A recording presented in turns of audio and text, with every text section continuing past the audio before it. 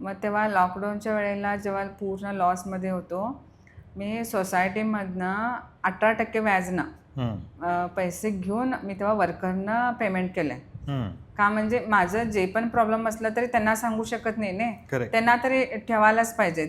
त्यामुळे मी तेव्हा सोसायटीमध्ये तेव्हा कसं बँकमध्ये पण माझं तेवढं हे नाही, ट्रान्झॅक्शन नाही, म्हणजे लोन पण देत नव्हते. मग तेव्हा पर्सनल लोन किंवा असं सोसायटीचं घेऊन तेव्हा त्यांना टिकवून हे केलं, पेमेंट वगैरे देऊन. मग अजून पण आम्हाला आता 2-3 वर्ष झाले माझा मोठा मुलगा डिप्लोमा करून हा बिझनेसमध्ये जॉईन केला, तेव्हा तो सगळं मॅनेज केला.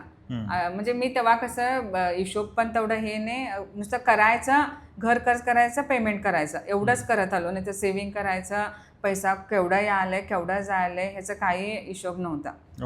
मग तो त्याच्या मामाकडनं किंवा काकाकडनं बसून असं बोलता बोलता तो शिकून मग एकदा हे म्हटला,